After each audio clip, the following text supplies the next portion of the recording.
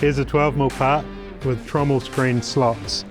These have a bevel cut into them, and the idea is in their application, when they're rolled into a trommel, the material can pass through and not get jammed up.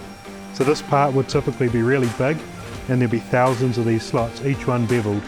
The machine comes in, kicks over, does a complex tight geometry bevel in one pass.